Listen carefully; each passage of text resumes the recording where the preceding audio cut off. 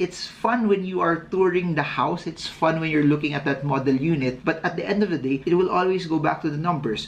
Do you have the financial capacity to be able to pay for it? It's so easy to get into a high when everything's so exciting, but you have to realize that what if you're an entrepreneur? What if you're a professional? What if you're a freelancer? And then income is not the same every month. For employees, it's easier because you get to predict it.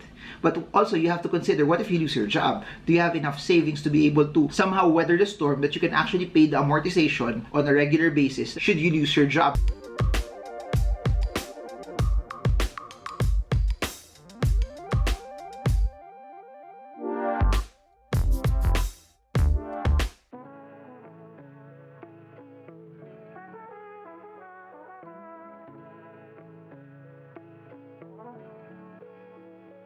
Hey guys, so in this video, I want to share my thoughts on when should you actually start buying real estate, because I've been getting a lot of questions about that over the past few months, and I just want to address that and share at least my insights toward it as well. Real estate is one of the most conservative investments. I think comparing it to all of the other asset classes that we have talked about, from starting your own business to commodities trading to options trading to forex to the stock market, it's one of the most traditional and also stable. So if you believe that you are in that part, that sector of risk tolerance, then real estate is the one that would fit you. However, in spite of it also being one of the most traditional investments, considered to be on the safer side of investing, there are some misconceptions also that has left people not being able to maximize what they actually have. And I want to start it off with this also, that real estate is interesting and amazing, but also it's not for everyone. There will be a certain subgroup of people that may not like real estate or may favor other asset classes as well. People always say that you buy a house because it appreciates anyway in value,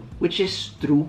A house in a perfectly good location appreciates in value. However, if you plan to stay in that house forever, no matter how much it appreciates, it does not benefit you. No matter how high it goes, especially if you also don't rent it out, you don't get any of the cash flow. That's one of the biggest differences as compared to buying a REIT or buying a stock or buying other asset classes that can give you cash flow. Even crypto that you stake, it has the possibility that even if you hold on to that stake crypto, you get a staking rewards. For stocks, you get dividends. For REITs, you also get dividends. But for the house that you bought, stay in it, you don't sell it, you don't actually benefit from it. And I want to share this also, that if your kids get it, the tax burden also, when they need to have it transferred to their name, they have to also take care of that and shoulder that entire responsibility. Real estate is amazing, it appreciates, but if you plan to live on it and stay in it all the days of your life, that's the context for a lot of people who they buy their dream house and spend a lot of money on it, but you don't treat it as an income producing asset. You don't treat it the same way as you treat your stock, the franchise that you own,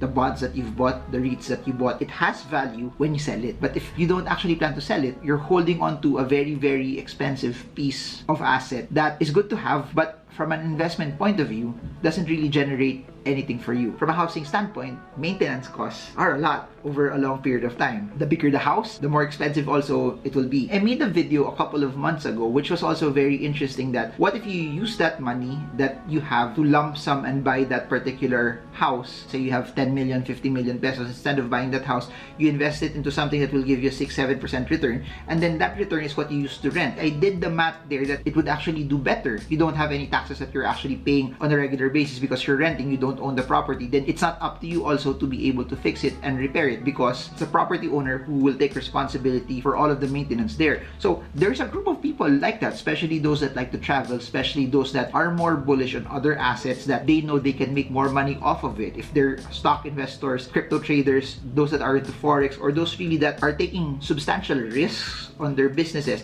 but they have cash flow, that even if they don't buy a house, as long as they know that they could have cash flow from the assets that they have all the days of their life, then it's also okay to rent forever. So I'm under the category that buying a house to live in works for some people, but not all people. I'm also under the category that it's okay to rent for the rest of your life as long as you can maintain it, but it's not okay to rent all the days of your life if you don't have any savings, that at the latter part of your life you won't be able to afford rent. You won't be able to afford the increased prices of rent as well. So when's the right time for you to know that this is your time to buy a house to live in. In my opinion, it goes back to the numbers. You will know it if you can actually afford it. If you have the savings and the investments that you could liquidate to be able to pay for it full, that's already one good way. If you don't want to think about paying for amortization, you don't want that uncertainty, then paying something lump sum will work. But for a segment of the population, not everyone also can pay lump sum. Not everyone could buy everything in one go. However, should you take a loan, it goes back to the math that because people have been asking, interest rates have been rising. Do I take out a loan today to buy a house? You will know it. Compute how much you would pay on a monthly basis from the loan that you're getting. Do you have enough income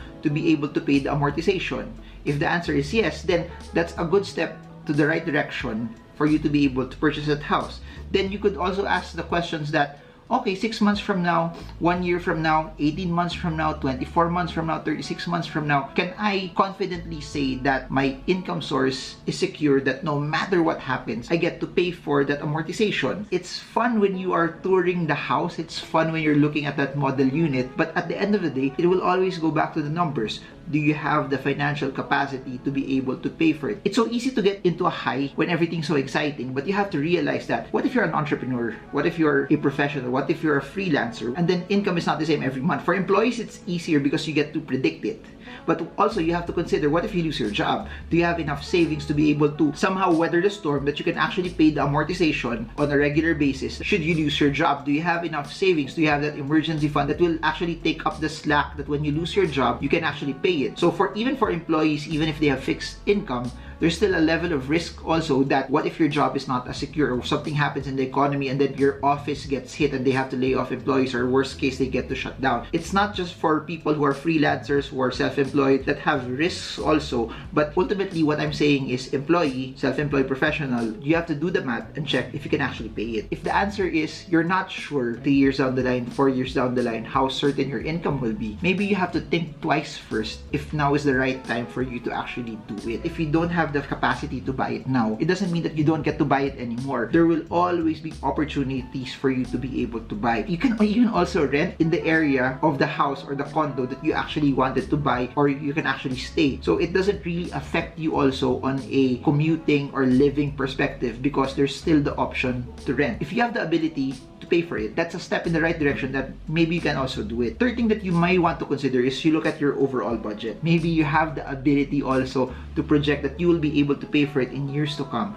But what if your overall budget suffers? Meaning, you don't get to set aside money for your retirement because everything goes to the amortization. Or in the same way, you don't get to set aside money for your children's education because everything goes to the amortization of the house. Or in the same way, you tend to sacrifice other things. You don't have a health insurance, you don't get to enjoy to eat out already or watch a movie or spend time with family or to be able to buy other stuff also that are meaningful. If you're sacrificing other things also that's meaningful for you to be able to buy the house, then maybe you're shortchanging yourself. Maybe that you don't get to have the best of both worlds. So check your budget. If a large chunk of your income goes already to paying the amortization, either you're buying something that's too expensive, something that you cannot afford, or it's just really, really expensive that it's taking a large chunk of your income. There's a lot of percentages that people would put in. Some would say that it should not be more than 40% of what you're actually getting, but you'll actually know it if it's at a point where this amount for amortization is making you suffer already, then what's the point of doing all of that? So go back, check the numbers.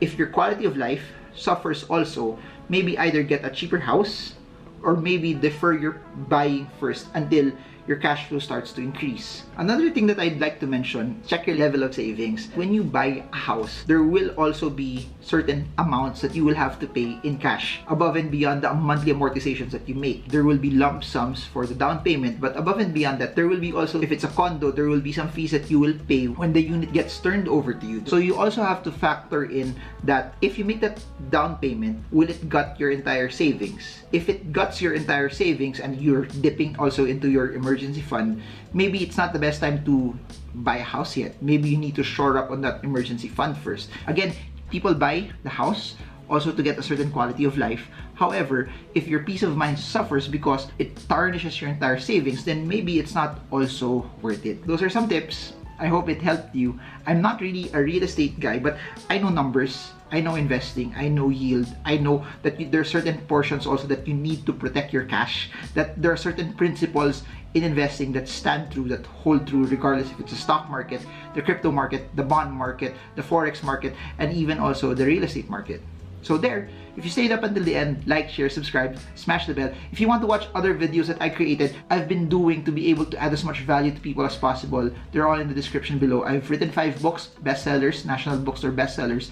And if you want to join the seminars that I have, everything is down below as well. So that's it for now. Marvin Germo. I hope this video helps you trade well, trade strong, trade smart. See you all again soon, and God bless you all. And by the way, it's my wife's birthday. I'm whispering because she might hear it. If you stayed up until this portion, please message her Facebook, Yvonne Germo. Greet her happy